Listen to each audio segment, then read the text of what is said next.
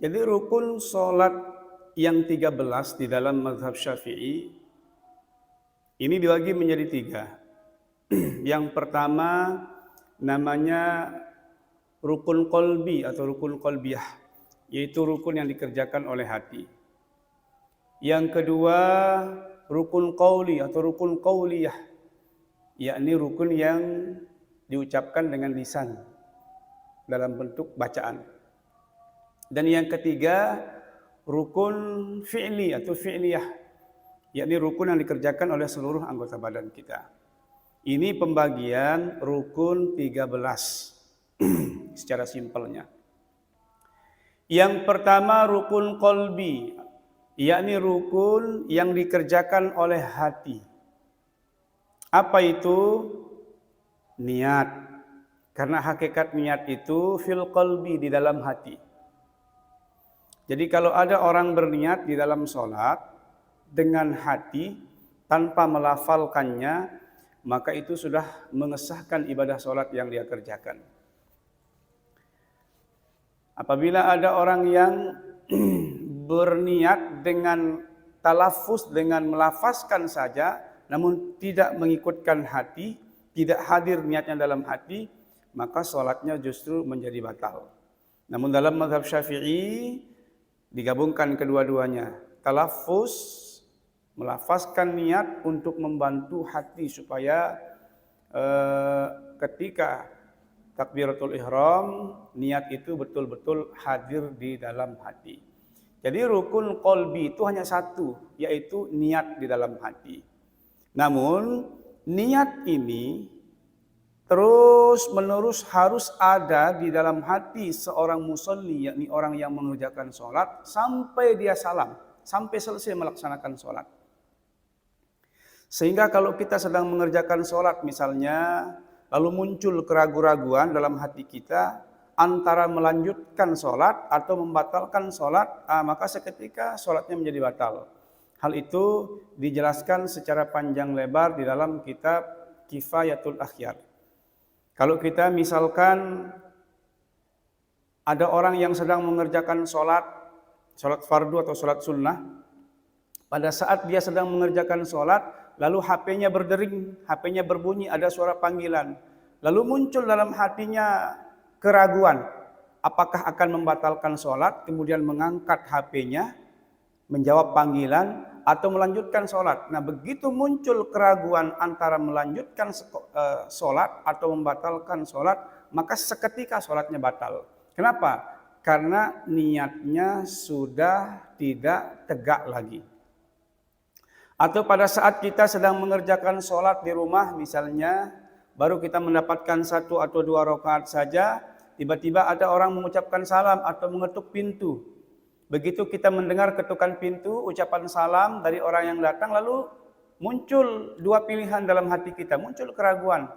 Apakah akan saya lanjutkan sholat saya atau saya batalkan saja untuk membuka pintu dan menerima tamu. Kalau sudah seperti itu kondisinya, maka seketika sholatnya menjadi batal. Itu sebabnya sholat itu, niat itu harus tetap ada di dalam sholat sejak takbiratul ihram sampai mengucapkan salam. Ini yang pertama, rukun qalbi yang pertama. Kemudian rukun qauli, yakni rukun yang berupa bacaan, baik zikir maupun ayat Al-Quran. Yang tergolong rukun qalbi yang harus ada, yang harus terbaca pada saat sholat itu, yang pertama bacaan takbiratul ihram. Bacaan takbiratul ihram. Yang kedua bacaan suratul Fatihah. Yang ketiga bacaan tasyahud akhir. Yang keempat bacaan solawat. Yang kelima bacaan salam ke sebelah kanan. Ini 5 rukun qauli yang harus terbaca, yang harus ada di dalam sholat. Apabila ditinggalkan dengan sengaja, maka sholat menjadi batil atau menjadi batal. Nah, jadi Yang pertama tadi takbiratul ihram. Jadi yang wajib takbiratul ihram itu adalah lafaznya, bacaan yang berbunyi Allahu Akbar. Sedangkan mengangkat tangan itu hukumnya sunnah, tidak wajib. Sehingga kalau ada orang yang mengerjakan sholat, dia hanya sekedar mengangkat tangan saja, tapi tidak melafalkan Allahu Akbar, maka sholatnya menjadi batal. Adapun orang yang melafalkan takbir Allahu Akbar namun dia tidak mengangkat tangan, maka sholatnya tetap sah meskipun tidak sempurna karena sengaja meninggalkan salah satu sunnah di dalam sholat. Kemudian bacaan suratul Fatihah ini wajib dibaca baik orang yang sholat sendiri atau munfarid maupun orang yang sholat berjamaah. Kecuali bagi makmum yang masbuk yang tidak sempat membaca suratul Fatihah. Kemudian yang ketiga, bacaan tahiyat akhir atau tasyahud akhir. Kalau tasyahud awal itu sunnah, yang wajib tasyahud akhir. Kemudian yang berikutnya bacaan salawat kepada Nabi kita Muhammad sallallahu alaihi wasallam. Kalau bacaan salawat kepada keluarga Nabi itu sunnah hukumnya. Yang wajib itu ukurannya adalah bacaan salawat kepada Nabi. Nabi kita Muhammad sallallahu alaihi wasallam. Kemudian yang terakhir bacaan salam. Bacaan salam yang ke kanan dengan bacaan assalamu alaikum. Nah, jadi yang perlu kami ingatkan kepada jamaah sekalian bahwa pada saat kita salam ke kanan maupun salam ke kiri di dalam sholat, itu kalau sholatnya sholat wajib, maka batasan salam itu assalamualaikum warahmatullah. Sampai di situ.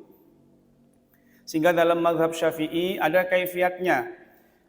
Kaifiat menoleh ke sebelah kanan atau menoleh ke sebelah kiri ketika mengucapkan salam itu adalah ketika kita menyebutkan huruf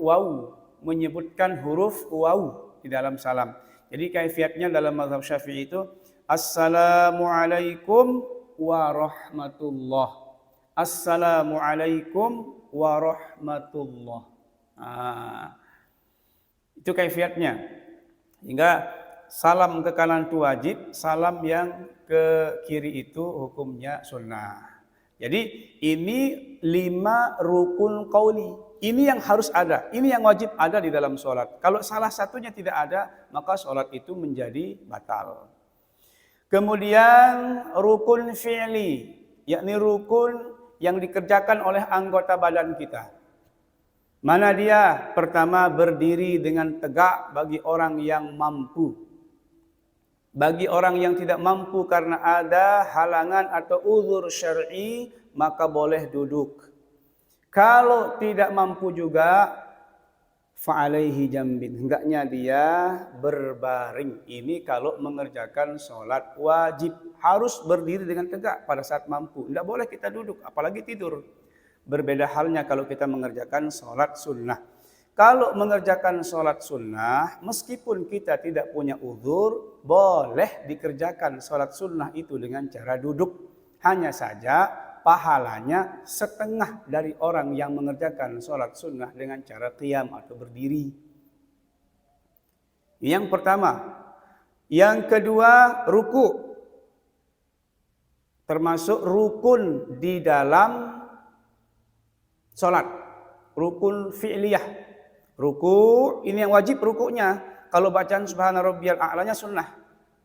Kemudian i'tidal, sami Allahu liman hamidah. Posisi tangan kita ketika sami Allahu liman hamidah itu begini, bukan begini. Kecuali bagi yang membaca doa qunut baru tangannya dibalik. Okay? Kemudian sujud di atas 7 anggota badan. Kemudian duduk antara 2 sujud. Nah, kemudian duduk tahiyat akhir. Ini rukun fi'li yang harus ada di dalam sholat. Itu sebabnya kalau digabungkan semuanya bisa menjadi 13. Jadi simple sholat itu. Jadi ketika kita mengajarkan ibu-ibu yang sudah agak uzur, yang sudah agak tua, ajarkan yang wajib-wajibnya dulu. Ibu-ibu nggih, nanti kalau dengan sunnah-sunnahnya semua kita pelajari, semua kita bahas, semua mudah dihafalkan, mancan dah hafal, juluan sebulan, 2 bulan, 3 bulan mancan dah hafal. Akhirnya selesaikan dulu yang wajib-wajib. Nggih?